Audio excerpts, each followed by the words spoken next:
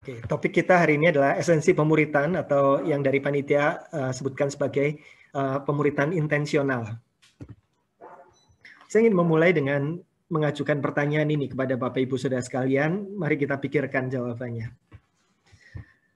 Apakah adanya kelompok kecil di sebuah gereja sama dengan terjadinya pemuritan di gereja itu?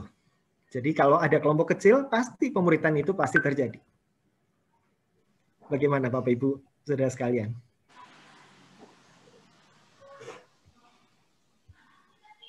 Adanya kelompok kecil, apakah sama dengan pemuritan pasti terjadi di situ? Pemuritan sama dengan kelompok kecil sama dengan pemuritan. Apakah begitu? Belum tentu, Pak. Pertanyaan berikutnya, kalau kelompok kecil dan pemuritan itu berbeda dalam hal apanya? Apa perbedaan antara pelayanan kelompok kecil dengan pelayanan kelompok kecil yang disebut pemuritan? Atau kalau diperjelas lagi, apa yang membuat sebuah kelompok kecil disebut sebagai kelompok kecil yang melakukan pemuritan, dan apa yang disebut kelompok kecil yang sekedar kelompok kecil saja? Apa yang membuat sebuah kelompok kecil kita sebut bahwa kelompok kecil itu sedang melakukan pemuritan? Ciri-ciri apakah atau hal-hal apakah yang perlu ada di dalam sebuah kelompok kecil yang tidak bisa tidak, sehingga kalau mengerjakan itu, itulah pemuritan yang sedang dikerjakan. Nah, Bapak Ibu Saudara sekalian, kita akan memikirkan tentang hal-hal ini di dalam sesi yang akan kita sama-sama pelajari bersama. Nah, ada sebuah artikel yang pernah diposting dan sempat membuat beberapa perdebatan dan diskusi di internet ya, di Senior Pastor Central. Ini ada artikel yang ditulis kenapa gereja-gereja seharusnya melakukan eutanasia kepada kelompok kecil. Eutanasia artinya dihentikan saja, dibunuh saja kelompok kecil itu, ditiadakan saja. Why churches should euthanize small groups, begitu ya. Wah, timbul banyak perdebatan. Kemudian lepas dari argumentasi ada yang baik, ada yang saya setuju dan tidak setuju, tetapi menarik sekali penulisnya mengatakan demikian, adanya kelompok kecil memperdaya kita untuk mempercayai bahwa kita sedang sungguh-sungguh mengerjakan pemuritan. Jadi bahwa kalau gereja kita punya kelompok kecil, itu kita bisa diperdaya atau bisa tertipu bahwa adanya kelompok kecil kita berarti sedang serius pemuritan. Nah, dikatakan dalam artikel ini, masalahnya adalah 90% dari kelompok kecil hanya menghasilkan relasi yang dangkal di permukaan. Jadi bahkan relasi pun tidak dalam terjadinya dalam kelompok kecil. Dan tidak menghasilkan murid Kristus bagaimana yang Yesus maksudkan. Adanya adalah aktivitas berkelompoknya, tetapi relasi pun tidak terjadi, apalagi murid-murid yang sejati yang dihasilkan. Begitu. Nah, daripada kita tertipu bahwa kita merasa kita sedang melakukan pemuritan dengan adanya kelompok kecil, maka penulis artikel ini, seorang pendeta juga, senior pastor juga, dia berkata kita harus eutanasia kelompok kecil itu, kita hentikan kelompok kecil itu, dia katakan begitu. Nah, maksud dari artikel ini adalah tulisan yang baik. Dia mau mengatakan bahwa kalau kita mau mengerjakan pemuritan, kita perlu sungguh-sungguh di dalam mengerjakan pemuritan, bukan sekedar mengadakan kelompok kecil saja. Adanya kelompok kecil tidak sama dengan kita mengerjakan pemuritan. Dan ini membawa kita pada pertanyaan, kalau begitu kelompok kecil yang bagaimana? Yang pemuritan itu, yang seharusnya kita kerjakan. Nah, di sisi yang lain, Edmund Chan berkata begini, bahwa pemuritan sekarang diterima di banyak gereja. Kalau zaman dulu, banyak gereja tidak membicarakan pemuritan. Sekarang semua orang mau melakukan pemuritan. Tetapi masalah yang dia lihat dari gereja-gereja yang dia amati di berbagai tempat bukanlah pada pentingnya penyangkalan atas pentingnya pemuritan. Mereka sepakat bahwa pemuritan itu penting. Tetapi masalahnya ada dua. Masalah yang pertama, pemuritan itu diartikan berbeda-beda. Beberapa orang mengartikan pemuritan adalah sama dengan kelompok kecil. Begitu kita mengadakan kelompok kecil, yaitu pemuritan. Beberapa mengatakan pemuritan diartikan secara sangat luas. Pokoknya segala sesuatu di gereja itulah pemuritan, begitu ya. Rapat pun pemuritan, pembesukan pun pemuritan, paduan suara pemuritan. Nah, kalau semuanya pemuritan berarti kan kita sudah melakukan pemuritan. Kita tidak perlu melakukan pemuritan yang lebih serius lagi. Jadi pemuritan diartikan secara berbeda-beda. Itu masalah yang pertama. Masalah yang kedua adalah kalau kita tahu sepakat bahwa pemuritan itu seperti itu, yang sebaiknya, yang seharusnya, tetapi banyak yang tidak tahu bagaimana cara melakukannya secara intensional dan strategis. Jadi sudah gambaran pemuritannya udah jelas begitu ya, tetapi nggak tahu bagaimana strategi dan caranya, sehingga mengalami kesulitan dan frustrasi juga untuk menghasilkan yang diinginkan. Nah, saya pikir ini pengamatan yang baik, pengamatan yang menarik terhadap berbagai gereja yang diamati oleh Edmund Chan dan juga beberapa penulis-penulis yang lain. Dan ini membuat kita sangat penting, apalagi bagi Bapak Ibu yang sedang memperjuangkan mulai akan mengadakan pemuritan yang lebih sungguh, kita perlu memahami apakah hal-hal esensial dari sebuah pemuritan, hal-hal yang tidak boleh tidak ada, sehingga sebuah kelompok kecil itu disebut kelompok yang sedang memuridkan. Nah, kita bisa belajar dari berbagai ahli yang melakukan penyelidikan. Salah satunya adalah Dan Spader. Dan Spader ini adalah pendiri dari Growing a Healthy Church, Sound Life International. Dia menulis banyak buku dan juga melakukan studi tentang kehidupan dan pelayanan Tuhan Yesus.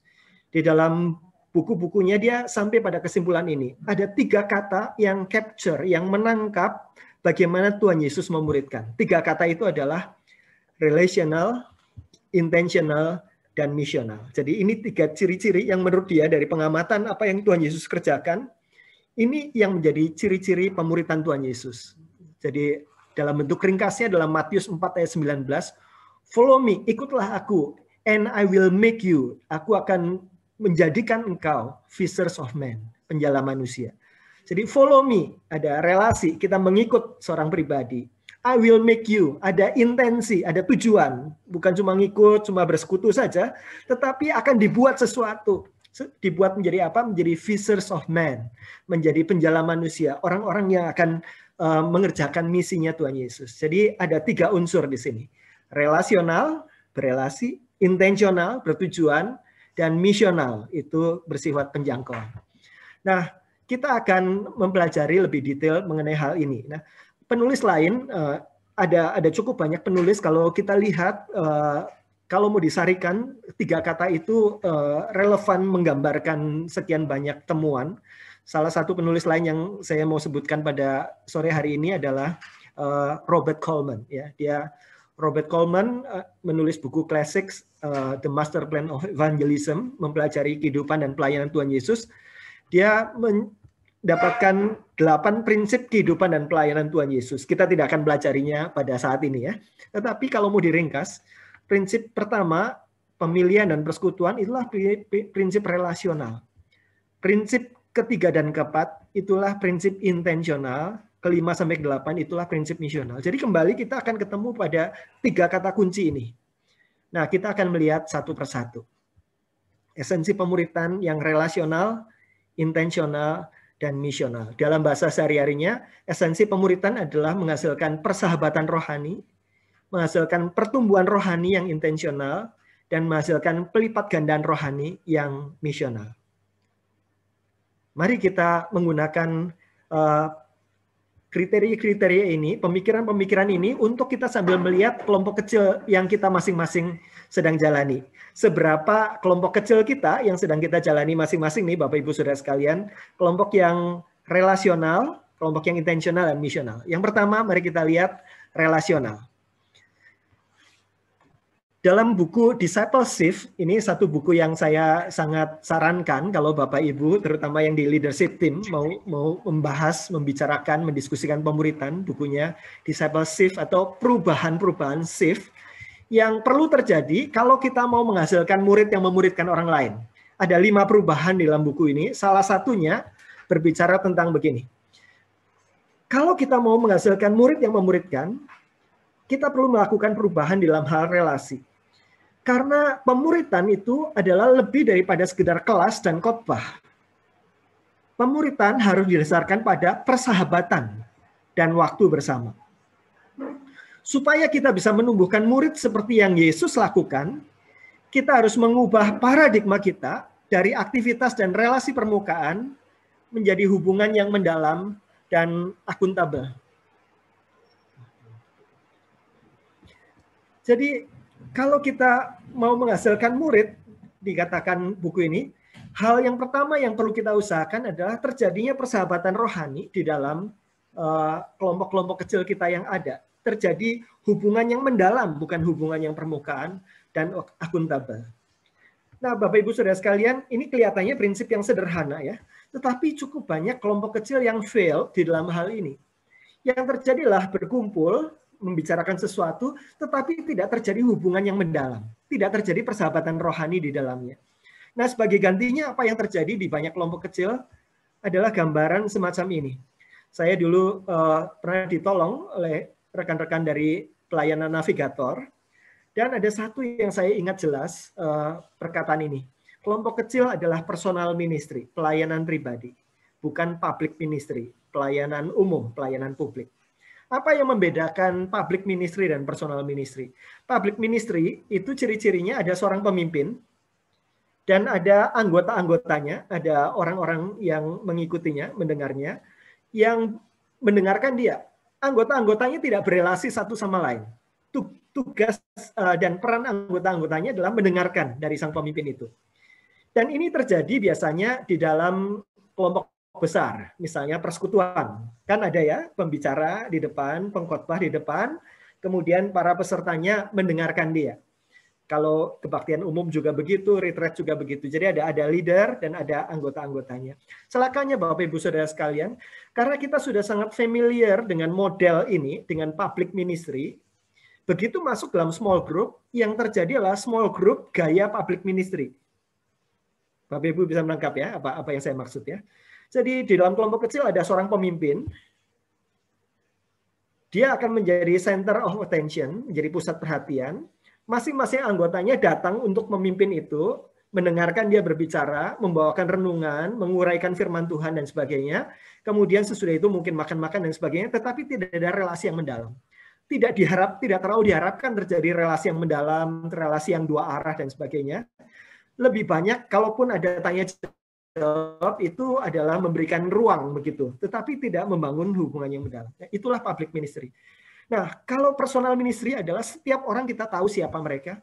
Setiap orang kita membangun relasi yang mendalam antara pemimpin dan anggotanya. Antar anggota di dalamnya terjadi persahabatan rohani. Ketika kita membicarakan satu kebenaran, kita membicarakan tentang bagaimana kebenaran ini dengan hidup saya. Bagaimana kegagalan saya, keberhasilan saya, sukacita saya untuk ketika mengalami Tuhan, tetapi juga kesusahan saya untuk mendukakan hati Tuhan dalam beberapa hal dan sebagainya. Kita masing-masing membicarakan hal-hal yang lebih personal. Ini namanya personal ministry. Relasinya, kalau kita lihat panahnya itu udah kemana-mana, begitu ya. Kita membicarakan, kita mendengarkan. Jadi inilah yang mestinya terjadi di dalam sebuah kelompok kecil yang relasional. Kembali pada discipleship tadi, lebih daripada sekedar kelas dan khotbah, lebih daripada sekedar public ministry, harus dibicarakan pada personal ministry atau persahabatan rohani. Dan persahabatan rohani itu hanya bisa dikerjakan, hanya bisa kita peroleh jika kita melewatkan waktu bersama. Bagaimana kita membangun persahabatan kalau melewatkan waktu bersama saja tidak ya. Jadi untuk menumbuhkan murid seperti yang Yesus lakukan, kita perlu mengubah dari sekedar aktivitas, termasuk aktivitas berkelompok di dalam kelompok kecil, menjadi relasi yang mendalam dan akuntabel. Oke, baik. Itu adalah esensi yang pertama tentang relasional. Tentang persahabatan rohani, saya suka mengutip dari Amsal 17 ayat 17.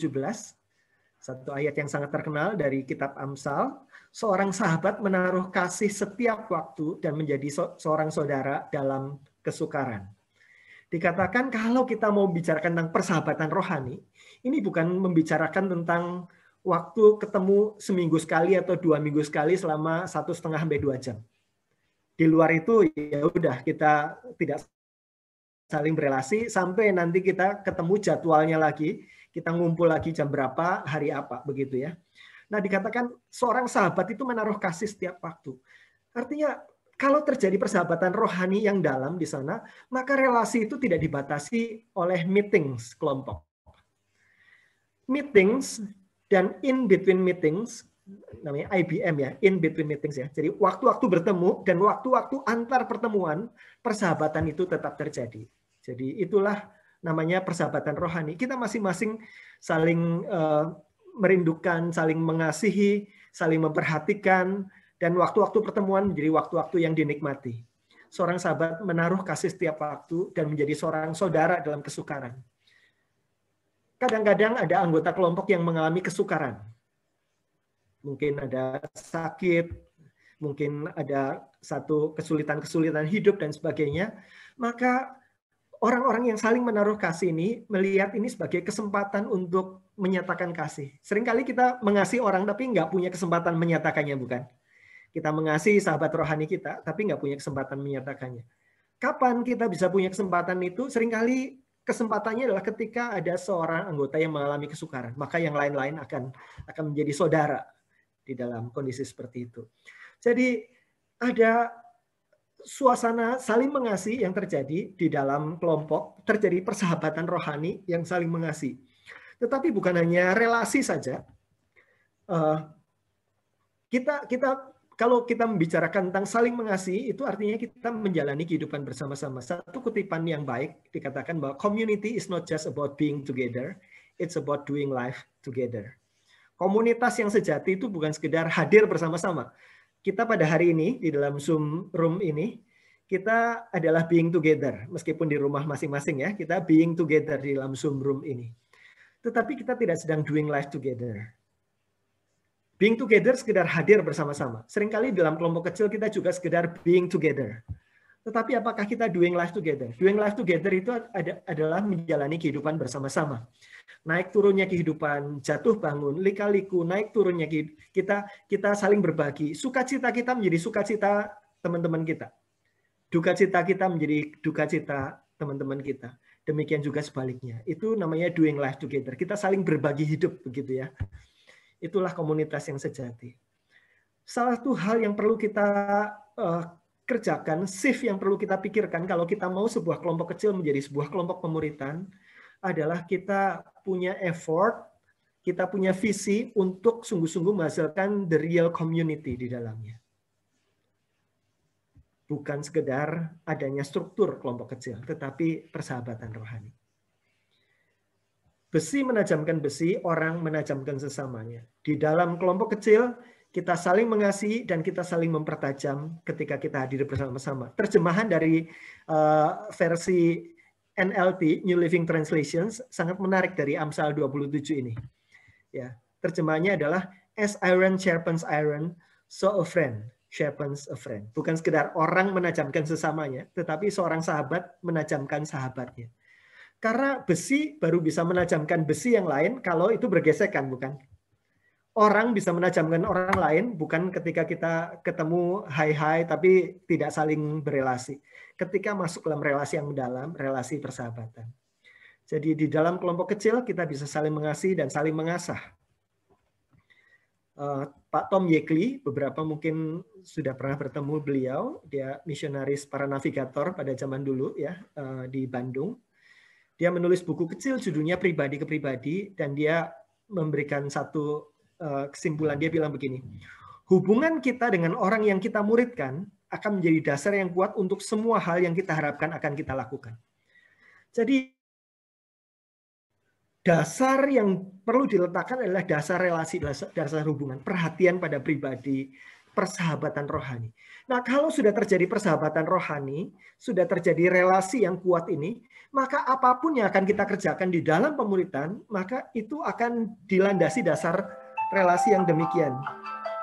Jadi, kalau kita mau membangun waktu teduh orang, kalau kita mau membangun kehidupan dalam kekudusan, kalau kita mau membangun hati bagi misi dunia dan sebagainya, itu didasarkan pada relasi. Jadi kita bukan hanya membicarakan gagasan-gagasan lepas, kita tidak sedang bicarakan tentang ide-ide penting dalam kekristenan saja, tetapi kita membicarakan bagaimana kita hidup di dalamnya, bersama-sama saling mendorong. Dan itu hanya bisa dikerjakan kalau relasinya sudah beres.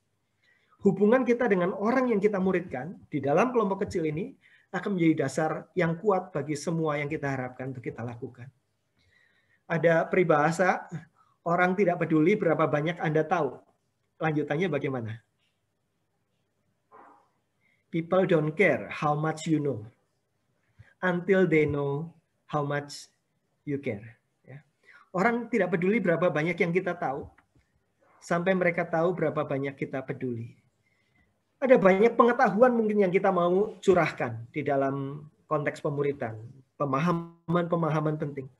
Tapi seringkali orang perlu tahu bahwa ini adalah hubungan yang saling mempedulikan, bukan sekedar membagikan pengetahuan. Tetapi kita peduli bahwa kita masing-masing membangun kehidupan yang semacam itu. Itulah relasional, Bapak Ibu Saudara sekalian. Di dalam kelompok yang relasional, kita perlu memikirkan ritme. Kalau begitu, waktu kita ngumpul, bagaimana caranya ngumpul untuk membangun persahabatan rohani? Apa saja yang harus kita lakukan di dalamnya? Seluruh pertimbangan-pertimbangan yang Bapak Ibu akan lakukan dalam kelompok kecil, Bapak Ibu pikirkan, kalau ingin menghasilkan persahabatan rohani, tanyakan berapa banyak jumlah anggota kelompok supaya sungguh-sungguh terjadi komunitas yang sesungguhnya, komunitas yang sejati. Berapa frekuensi pertemuan yang diperlukan supaya bisa membangun persahabatan rohani? Kalau mengadakan event saja, kita bisa lakukan sesuai dengan bagaimana kita organize event. Mau seminggu sekali, 2 minggu sekali, sebulan sekali, 3 bulan sekali, dan sebagainya bisa. Tetapi kalau kita mau menyelenggarakan sesuatu untuk facilitate persahabatan rohani, maka kita perlu memikirkan bagaimana kita memikirkan jumlah anggota, frekuensi pertemuan, dan juga ritme pertemuan. Ketika kita ngumpul dalam kelompok kecil, apa yang akan kita lakukan? Nah, ada 4P, Bapak Ibu Saudara sekalian, di dalam membangun relasi itu. Yang pertama adalah penyembahan, yang kedua adalah pengajaran. Ini yang vertikal. Di dalam kelompok kecil, kita saling berbagi pujian dan penyembahan. Kita bisa memuji Tuhan, sing inspirations, begitu ya. Kita bisa membagikan pujian kepada Tuhan apa yang sedang mengisi hati kita. Lagu apa yang sedang mewakili pergumulan kita selama kita nggak ketemu, mungkin seminggu atau 2 minggu ini. Dan kita bagikan kepada kelompok. Jadi lagu yang kita ajak untuk menyanyi di kelompok kecil tidak perlu disesuaikan dengan tema pada hari itu. Tetapi disesuaikan dengan kehidupan kita. Itu namanya sing inspirations. Sings dan inspiration. Tuhan sedang inspire apa dalam hidup kita, kita bagikan. Jadi mulai saat kita memuji Tuhan, itu sudah mulai membagi diri. Lagu yang paling berkesan itu biasanya lagu yang menemani pergumulan kita, bukan? Jadi ketika kita mulai mengajak menyanyi, kita sedang membuka diri bagaimana relasi dan pergumulan saya dengan Tuhan saat ini, penyembahan. Pengajaran, saling berbagi perenungan dan firman.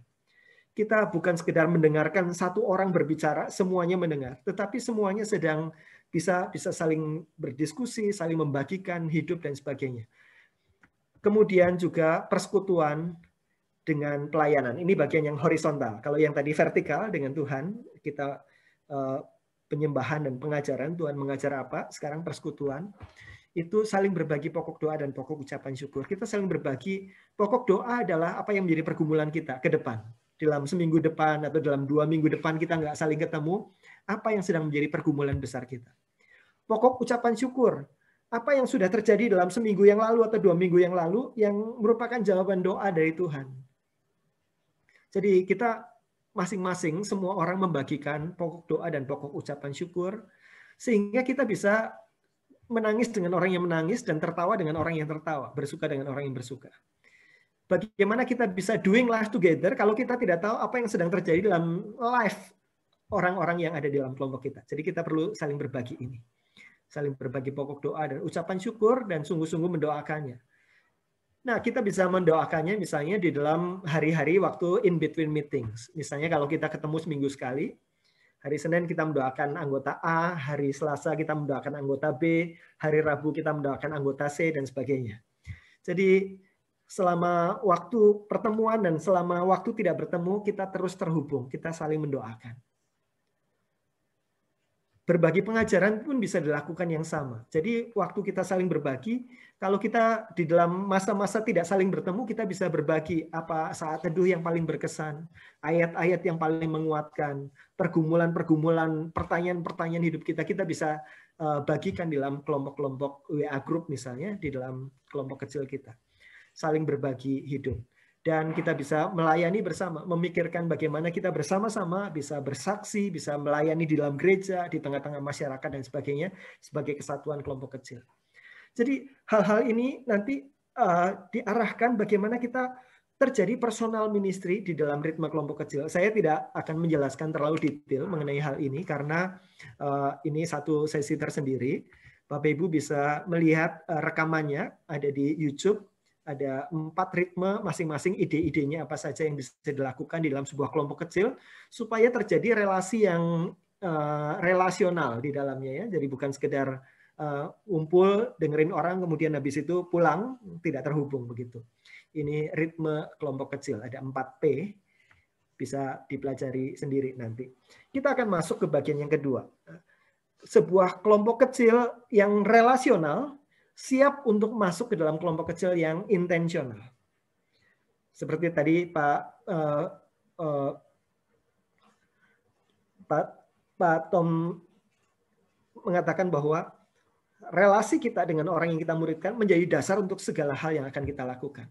Jadi intensional ini adalah dibangun di atas relasional, di atas relasi yang mendalam. Kita siap menolong orang masuk ke dalam pertumbuhan rohani. Jadi persahabatan rohani, sekarang kita bicarakan pertumbuhan rohani. Kenapa penting membedakan kelompok kecil yang intensional dan yang tidak intensional? Ada banyak kelompok kecil yang sama sekali tidak punya tujuan. Pokoknya kita ngumpul-ngumpul saja lah.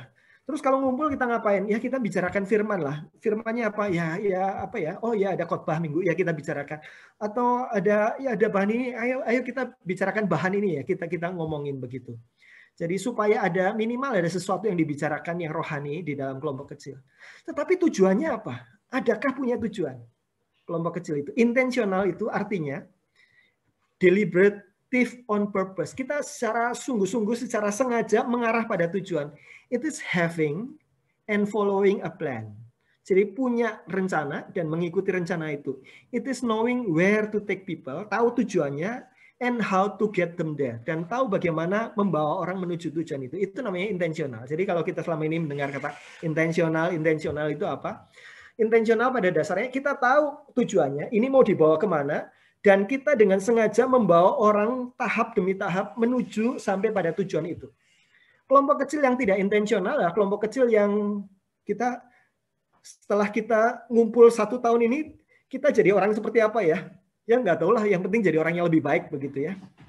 Di gerejanya Edmund Chan itu intensional itu sangat ditekankan dengan kata-kata a certain kind, yang tertentu. Jadi kita ngumpul untuk suatu tujuan yang tertentu dalam suatu proses yang tertentu. Jadi ada intensionalitas. Ketika kita berkumpul, apakah kita punya tujuan-tujuan itu? Apakah kita sedang mengarahkan menuju tujuan itu? Bukan cuma punya tujuan, tetapi juga punya game plan, punya rencana bagaimana menyelesaikan tujuan itu. Kalau punya tujuan tapi nggak punya game plan, kita akan frustrasi juga. Jadi itulah intensional. Berkaitan dengan ini, ada seorang penulis namanya Leroy Ames. Dia menuliskan bahwa ada sesuatu yang hilang di dalam gereja, di dalam perjalanan sejarah gereja ini ya. Dia menuliskan buku judulnya The Lost Art of Disciple Making. Apanya yang hilang? Yang dia bilang hilang adalah seni menghasilkan murid. Lost Art of Disciple Making. Sudah terjemahkan dalam bahasa Indonesia judulnya Pemuritan, seni yang hilang. Nah, kita mungkin bisa berargumentasi bagaimana mungkin ini disciple making disebut sebagai sesuatu yang hilang di dalam gereja. Bukankah ibadah-ibadah tetap berjalan? Persekutuan-persekutuan tetap berjalan. Komisi-komisi tetap ada. Bahkan kelompok-kelompok kecil, persekutuan wilayah, ada kelompok-kelompok kecil tetap berjalan. Bagaimana mungkin ini dituduhkan sebagai sesuatu yang hilang? Nah, kalau kita menyelami potret yang dipaparkan oleh Leroy Ames, dia mengatakan yang hilang adalah the art of disciple making, yang disebut adalah pemuritan yang intensional, itulah yang hilang. Kelompok-kelompok yang tidak intensional ada banyak.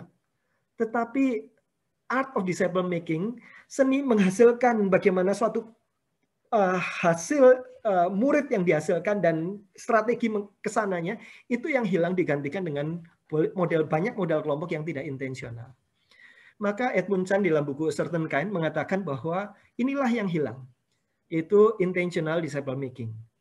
Apa yang dimaksud intentional disciple making? Itu proses membawa orang dalam hubungan yang dipulihkan dengan Tuhan. Itu artinya orang yang tadinya di luar Kristus menjadi dalam Kristus atau penginjilan. Tetapi tidak berhenti di sana. Dan kalau sudah diinjili, membina mereka menuju kedewasaan penuh dalam Kristus. Itu adalah intentionnya. Itu adalah tujuannya orang dewasa di dalam Kristus, menjadi murid Kristus. Nah, strateginya bagaimana? Melalui rencana pertumbuhan yang intensional, sehingga mereka mampu melipat gandakan keseluruhan proses ini kepada orang lain. Jadi mereka punya tujuan, mereka punya cara mencapai tujuannya ini, ada tahapan-tahapan strateginya, sedemikian rupa sehingga mereka bisa melipat gandakannya kepada orang lain. Inilah the lost art of disciple making, intentional discipleship.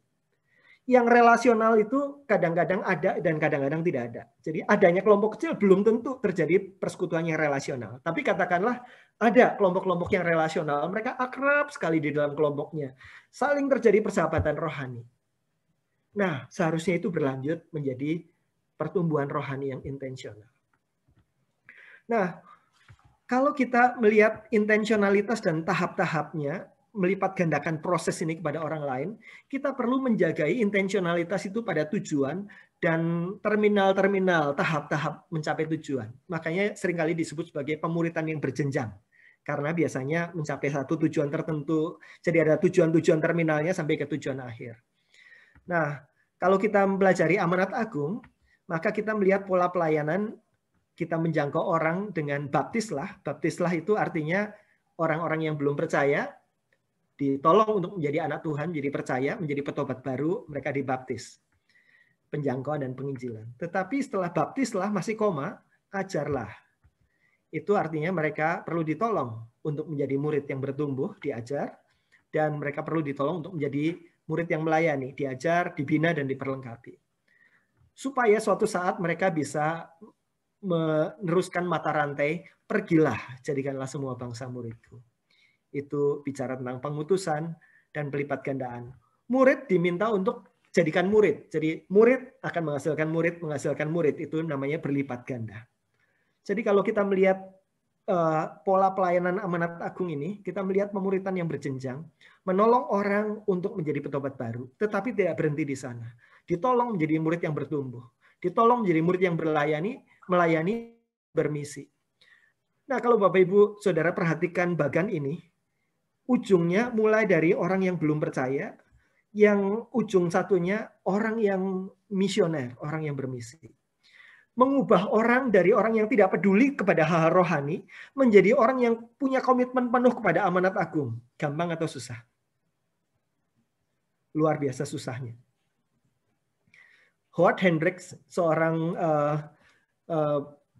dia udah almarhum ya, tetapi dia seorang yang dianggap satu guru di dalam Christian education. Dia mengatakan kalau di dalam gereja ada 100 orang yang dibina secara sporadis, ya, jadi tidak bertujuan, pokoknya dapat macam-macam begitu ya secara sporadis. Dalam satu kurun waktu, kalau dari 100 ini menghasilkan 2 orang yang dewasa secara rohani, itu udah luar biasa dikatakan. Dari 100 orang, 2 menjadi orang yang dewasa rohani begitu ya, dengan pembinaan yang sporadis, itu udah luar biasa sekali.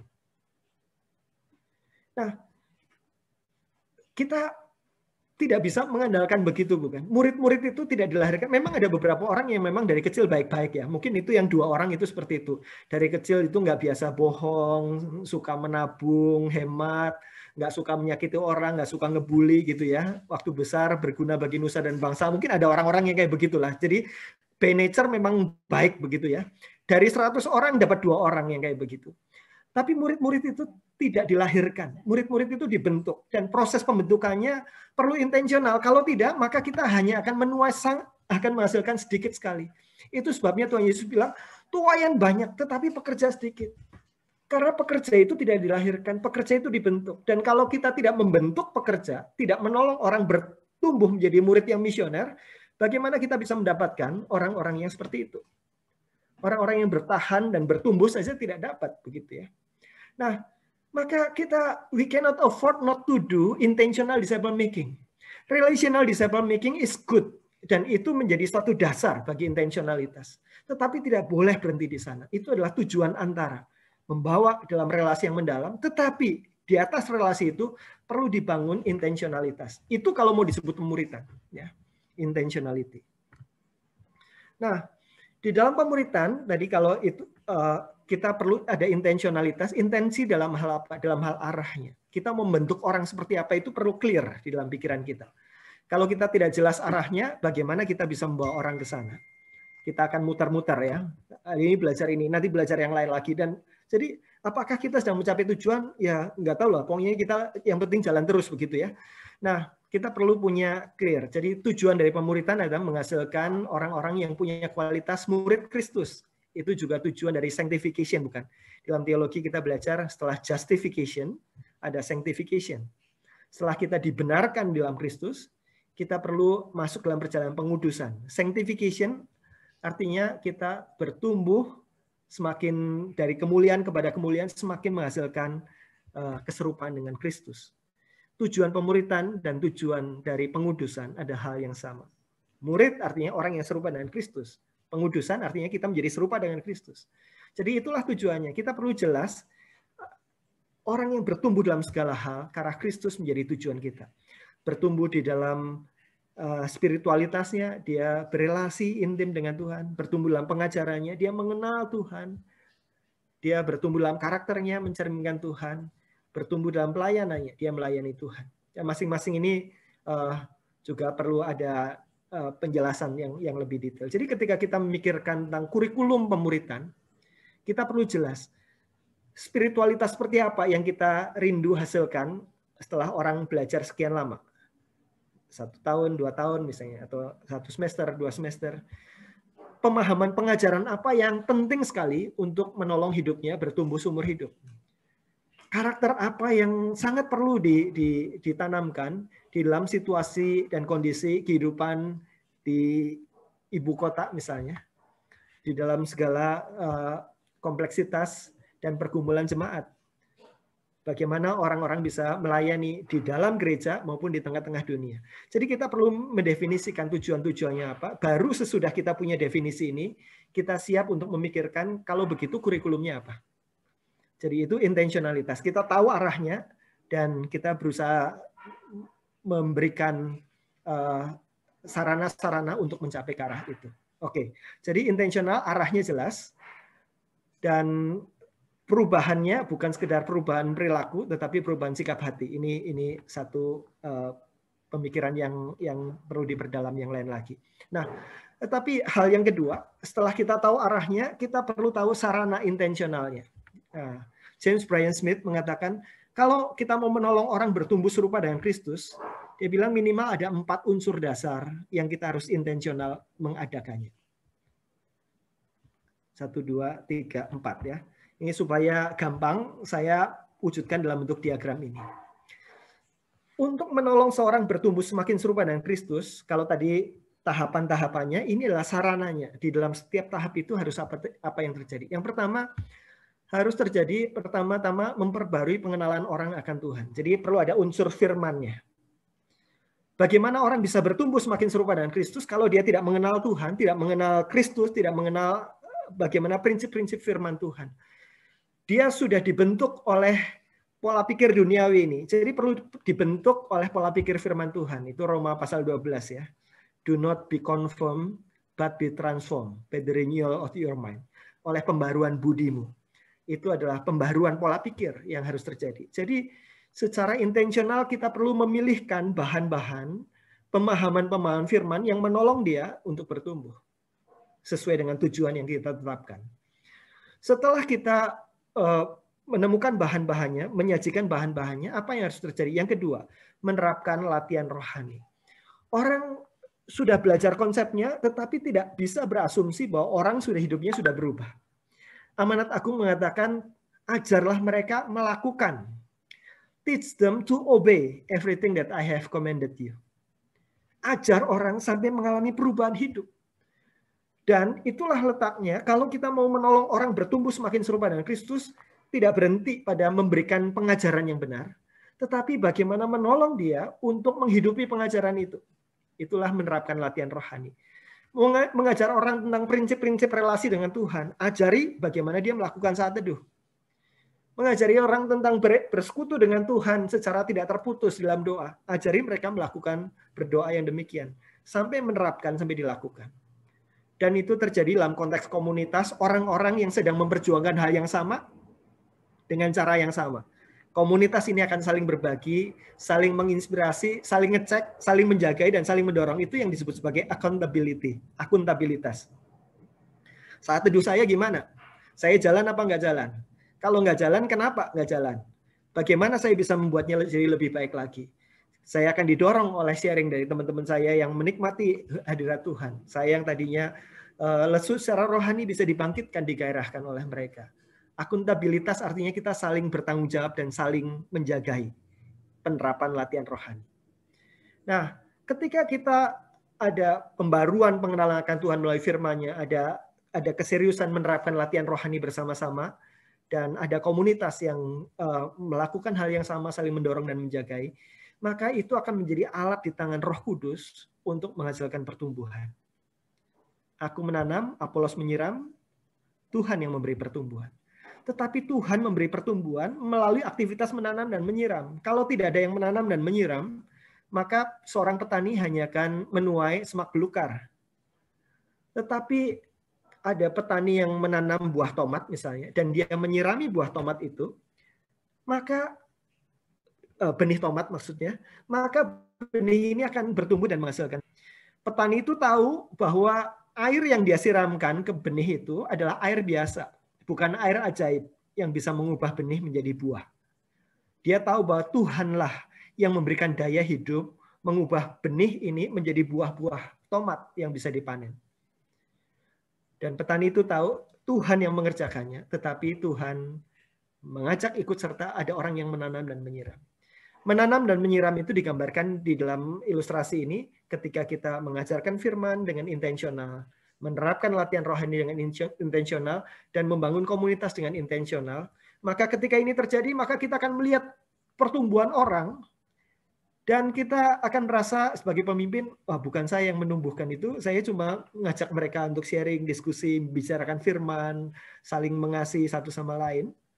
Tetapi itu menjadi alat di tangan Roh Kudus untuk menghasilkan pertumbuhan. Itu ada sarana yang intensional. Kemudian inilah pola pelayanan amanat agung tadi ya. Ada proses yang intensional, ada tahap demi tahap. Jadi ada arah yang intensional, ada sarana yang intensional, dan ada tahapan-tahapan yang intensional.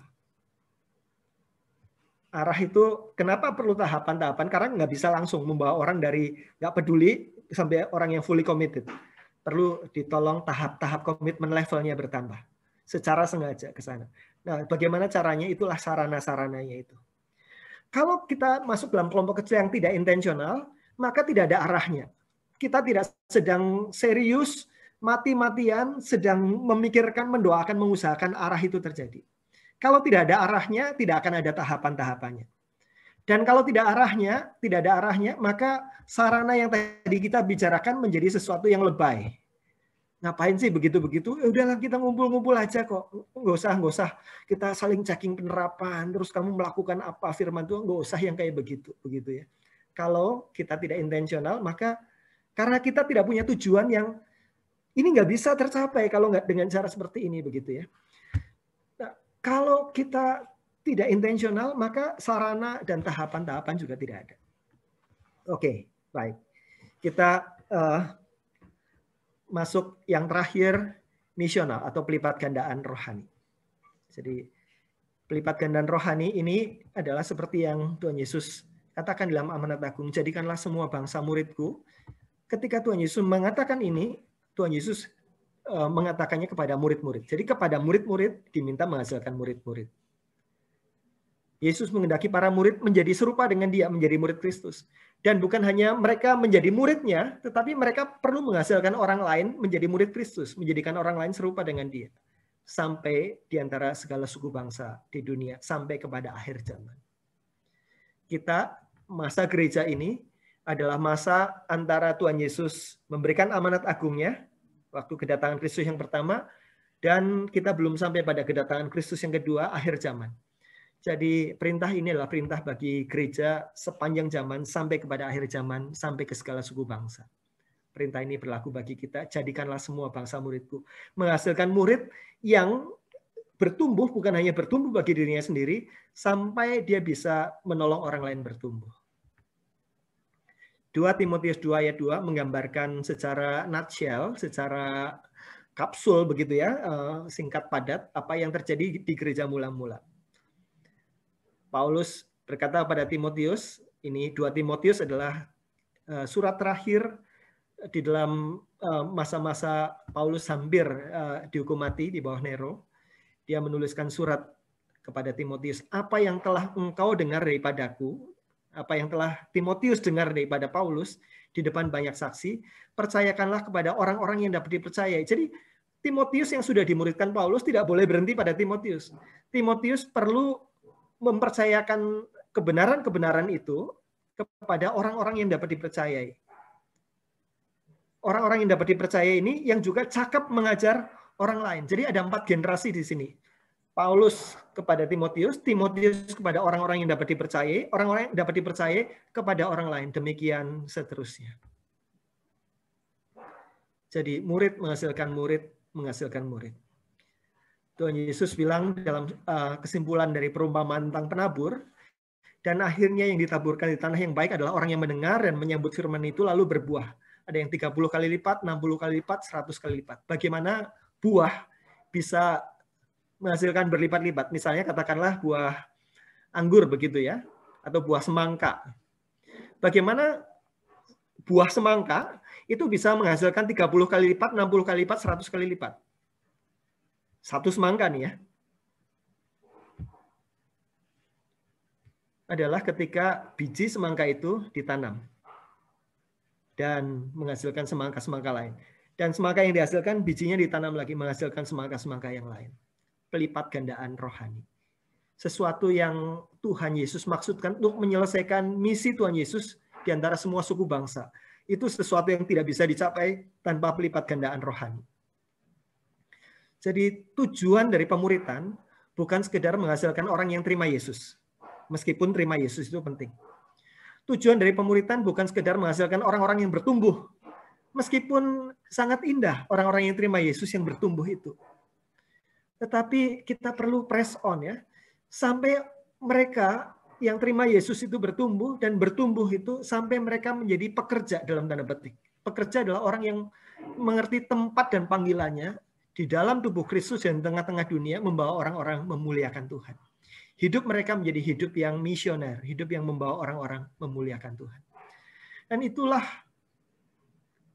caranya kita melipat gandakan pekerja. Kita tidak bisa melipat gandakan pekerja tanpa pemuritan. Tetapi ada begitu banyak kelompok-kelompok pemuritan yang tidak peduli pada misi. Yang penting kita ngumpul-ngumpul di antara kita. Kita menyenangkan kok. Kita sama-sama menyukai lagu yang sama, menyukai diskusi firman Tuhan yang sama, membahas buku yang sama. Tetapi hanya ada untuk dirinya sendiri. Itu bukan ciri-ciri pemuritan. Ciri-ciri pemuritan ada 3 tadi, dan 3-tiganya perlu ada. Relasi yang mendalam, persahabatan rohani, ada intensionalitas dalam pertumbuhan rohani, dan ada tujuan kepada pelipat gandaan rohani yang misional. Nah, kesimpulan sekarang. Kita sudah belajar 3 hal itu. Kesimpulan. Kalau kita menempatkan kelompok yang ada, Bapak Ibu Saudara sekalian, sekarang di dalam 4 kuadran ini, sumbu X, sumbu Y, kira-kira ada di dalam kuadran yang mana? Mari kita lihat yang 1 di sini ya. Ini adalah kelompok kecil yang low relational dan low intentional dan misional. Jadi hubungan satu sama lain juga masih ada nggak datang begitu ya. Low relasional, tidak saling terjadi persahabatan rohani, juga tidak terjadi pertumbuhan rohani, apalagi pelipat gandaan rohani. Nah, ini adalah kelompok yang dying. Kelompok yang nanti ini umurnya nggak akan panjang ini. Biasanya yang kelompok ini, orang nggak lagi punya alasan kenapa ya saya harus datang ke kelompok kecil ini. Saya punya banyak kesibukan yang lain.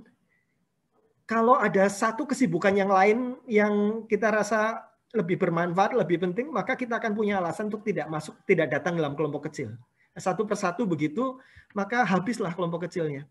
Dia tidak punya alasan saya akan datang di sana ketemu dengan sahabat-sahabat rohani saya, karena memang tidak terjadi persahabatan rohani. Saya tidak datang ke sana karena saya bertumbuh secara rohani. Karena memang tidak ada sesuatu yang intensional di sana. Maka ini akan ditinggalkan. Ini kelompok kecil yang dying. Ada kelompok kecil yang burn out. Ya, ini ya, yang kuadran yang di bawah sini. Burn out itu adalah low relasional, tapi high dalam intensional dan misional. Jadi satu sama lain tidak terjadi persahabatan rohani, relasi tidak ditekankan di sana. Yang ditekankan adalah belajar-belajarnya. Ini kayak kursus gitu ya. Kita kursus Alkitab, kita belajar ini, belajar itu gitu ya. Nah, ada orang-orang senang belajar. Jadi dia datang ke kelompok karena cuma mau belajar. Tetapi yang namanya belajar kan suatu saat ada topik yang menarik dan ada topik yang tidak menarik. Begitu topiknya sudah tidak menarik ya, dia tidak akan bertahan lama di situ. Dia ke situ karena mau belajarnya. Tidak terjadi relasi yang membuat dia kangen untuk berkelompok kecil. Jadi kelompoknya buat dia tidak penting. Yang penting adalah materi yang dipelajari. Dan ini juga tidak akan bertahan lama, kelompok yang kayak begini. Ada kelompok yang cozy di sini ya. Kelompok yang ini adalah kelompok yang comfortable. Dia adalah orang yang high relational. Jadi, wah senang nih kita ngumpul-ngumpul, kita sahabat-sahabat rohani. Tetapi kalau mau diajak yang lebih serius lagi, aduh nggak mau. Kita lebih senang ngumpul-ngumpul gini aja, ngopi bareng, sharing bareng dan sebagainya. Comfortable, tapi tidak bertumbuh. Tidak punya motivasi untuk bertumbuh. Motivasinya ya kita memang senang ngumpul-ngumpul aja kok begitu ya. Nah, kelompok yang semacam ini, kalau anggota-anggotanya ada dua macam nanti. Ada anggota-anggota yang memang senangnya begitu, senangnya ngumpul-ngumpul dan tidak bertumbuh. Dan ada model anggota kedua. Mereka sebetulnya gelisah sekali pengen bertumbuh. Tetapi kelompoknya kok cuma begini-begini aja ya. Kemudian orang-orang yang gelisah pengen bertumbuh tetapi tidak mendapat makanan rohani yang cukup, apa yang akan dia lakukan? Ya sudahlah, saya nggak ikut ya. Saya lebih ikut yang lain-lain saja nanti, ikut pembinaan, ikut apa. Tapi saya nggak mau ikut kelompok, saya nggak dapat apa-apa dari situ. Bosen. Awal-awalnya masih oke, tapi lama-lama kok begini terus begitu, bosen. Nah, itu masalah yang pertama, orang yang pengen bertumbuh jadi bosen. Masalah yang kedua, orang yang nggak pengen bertumbuh, harusnya tidak boleh dibiarkan begitu saja. Mereka sudah punya modal yang bagus, relasi, itu modal yang bagus. Tidak semua kelompok punya relasi yang dalam. Tapi kalau udah punya relasi yang dalam, kita bawa ke dalam komitmen level yang lebih tinggi lagi. Mari kita bangun di atas relasi ini, intensionalitas. Nah, kalau yang di sini, inilah kelompok yang energize, orang secara relasi dalam, orang kangen. Saya senang ketemu dalam kelompok kecil karena di dalam kelompok saya merasa ditopang, ditolong, bisa sharing dan juga belajar sesuatu. Energize, empowered. Inilah fully functioning discipleship group. Tiga komponen itu ada. Intentional, tetapi juga tidak untuk dirinya sendiri. Suatu saat mereka bertumbuh dan mereka bisa melipat ganda menjadi kelompok-kelompok yang berlipat ganda di dalam kelompok-kelompok yang lain lagi. Nah, John Wesley pada tahun 1743 di dalam gereja Metodis ya, dia disebut Metodis karena dia sangat metodikal, sangat intensional di dalam bagaimana dia menstrukturkan gerejanya. Ada 3 unit, societies, classes, dan bands ya, begitu ya.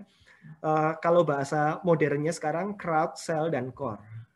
Nah, Bapak Ibu, mari kita perhatikan tiga strand ini, crowd, cell, dan core. Wesley membagi 3 komitmen level jemaat. Yang pertama adalah crowd atau orang-orang yang fokusnya pada worship, pada ibadah. Ini adalah jumlah anggota orang yang datang ke dalam pertemuan-pertemuan besar kita, persekutuan maupun kebaktian umum. Cell adalah orang-orang yang komitmennya lebih dalam lagi. Dia tidak cukup dengan ibadah saja, tetapi dia pengen masuk ke dalam berelasi secara fellowship. Kalau yang crowd ini, ciri-cirinya di gereja kota besar ini adalah banyak orang yang mencari tempat ibadah yang tetap. Yang dia cari adalah tempat ibadah. Dia mungkin dari kota lain gitu ya, datang ke Jakarta, kebetulan dekat ke GKI Puri atau ada temennya yang di Puri, begitu ya, GII Puri. Kita datang ke GII karena cari tempat ibadah waktu di kota besar di Jakarta, begitu ya. Tetapi habis ibadah ya udah selesai di situ. Itulah komitmen crowd. Komitmen level kedua adalah cell. Sel adalah orang yang dia sedang mencari home church. Beda ya. Kalau tadi mencari tempat ibadah, ini mencari gereja yang bisa menjadi rumah rohani dia, mencari home church. Maka dia ingin dikenal dan ingin mengenal orang lain. Begitu ada kelompok kecil, dia ingin ikut kelompok kecil, karena itulah tempat di mana dia bisa saling mengenal dan dikenal. Dan kelompok yang ketiga, komitmen level yang ketiga adalah core. Core adalah orang-orang yang ingin beribadah, ingin berkomunitas, tetapi dia juga ingin bertumbuh. Sel penekanannya hanya pada relasi, relasional. Core penekanannya relasional dan intensional. Inilah orang-orang yang punya kerinduan bertumbuh.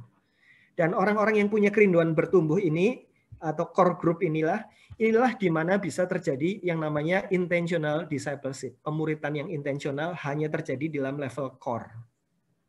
Yang lainnya adalah kelompok kecil. Mungkin kelompok kecil yang relasional, tetapi belum tentu intensional, apalagi misional. Nah, menariknya, John Wesley tidak hanya membagi 3 ini saja, tetapi ada tanda panahnya. Panah ini penting. Diusahakan bagaimana caranya sebanyak mungkin crowd ini, orang yang cuma sekedar datang kayak pom bensin ya, isi bensin terus pergi begitu ya. Ini sebanyak mungkin mereka menjadi sel. Masuk ke dalam kelompok-kelompok kecil, saling dikenal, saling mengenal di dalamnya. Nah, tetapi sel itu bukan terminal akhir. Yang sel ini bagaimana sedapat mungkin panahnya ke bawah. Dari orang-orang yang sudah berelasi secara akrab, ini membangun pertumbuhan rohani yang misional. Itu adalah core. Jadi panahnya perlu ke bawah sini. Jadi kalau kita lihat di gereja, crowd ini biasanya ada dalam pertemuan-pertemuan besar. Sel itu ada dalam kelompok kecil, core itu juga dalam kelompok kecil. Tetapi kelompok kecilnya wujudnya beda. Kalau kelompok yang relasional, sel, ini pemimpinnya itu bisa bergantian. Ya, tergantung yang ketempatan di rumahnya misalnya. Rumah ini siapa yang sekarang jadi tuan rumahnya, dia jadi pemimpin. Nanti muter lagi siapa yang lain lagi. Jadi ini hubungannya kerekanan. Kalau yang intensional, hubungannya pembimbingan. Ada pembimbing rohani. Ada orang yang berjalan lebih dulu dan mereka menjadi pembimbing rohani. Bahannya kalau relasional itu spiral berputar dari aspek yang berbeda-beda. Kenapa? Karena akan ada orang yang datang dan ada orang yang pergi. Itulah kehadirannya. Bisa bertambah dan berkurang sewaktu-waktu. Tiba-tiba ada orang yang datang, ayo diajakin masuk di dalam sel, begitu ya. Tetapi kalau yang intensional atau yang core, bahannya linear, tahapan-tahapannya jelas, dan kehadirannya khusus anggota, tidak ada penambahan anggota di tengah jalan. Karena ini kan bahannya bertahap. Nah, kalau tahap pertamanya dia belum dapat, terus masuk kedua dia akan ketinggalan. Itu sebabnya bahan-bahan di dalam kelompok-kelompok yang relasional, kelompok-kelompok yang sel, itu dicarikan bahan-bahan yang tidak membuat orang ketinggalan. Pasti bukan bahan yang bertahap. Misalnya, kita membicarakan khotbah minggu. Khotbah minggu kan orang bisa datang kapan saja dan tidak merasa ketinggalan. Kita nggak bisa, orang datang bulan Maret, kamu nggak boleh datang ke sini ya, karena kamu nggak datang bulan Januari dan Februari, kamu ketinggalan. Nggak bisa begitu kan. Jadi itu bahan seperti itu. Atau bahan-bahan yang sifatnya lebih PA satu kitab tertentu. Karena nanti kan kitab kan jalan terus. Jadi kalau itu bisa nanti akan belajar kitab yang lain. Jadi bahan yang spiral seperti itu, bukan bahan yang berjenjang. Nah, pelipat gandaannya kalau sel itu kita kan dari misalnya 5 orang, ngajakin orang misalnya jadi 10 orang, terlalu gemuk nih, kita belah menjadi 2, selnya membelah. Jadi menjadi 2 kelompok. Jadi pelipat gandaannya kelompoknya yang membelah diri. Tetapi kalau intensional, bagaimana dia bisa melipat ganda? Kan dia tidak boleh ada penambahan di tengah jalan. Lipat gandaannya adalah ketika dia sudah menyelesaikan satu rangkaian pembelajaran. Sesudah belajar berjenjang sampai jenjang tertentu, oke, sekarang kamu sudah selesai, sekarang kamu tolong orang lain dengan bahan yang sama mulai dari jenjang yang pertama kepada orang lain. Jadi yang melipat ganda di dalam kelompok intensional adalah anggotanya. Kalau yang melipat ganda dalam kelompok relasional adalah kelompoknya membelah begitu. Ya, Bapak Ibu Saudara sekalian, itu yang bisa saya paparkan. Saya berusaha cepat begitu ya. Kalau Bapak Ibu bisa mau melihat secara detail, itu ada rekaman YouTube-nya. Masing-masing itu satu sesi tersendiri, satu sesi yang terpisah. Ini tadi digabungkan jadi satu begitu ya. Jadi saya juga bicaranya cepat-cepat begitu ya. Tapi intinya saya ingin kita semua memahami what is the essence, apa itu esensi dari sebuah kelompok pemuritan. Dan kita tahu apa yang sedang kita kerjakan, kemana arahnya, dan sebagainya. Oke, Bapak Ibu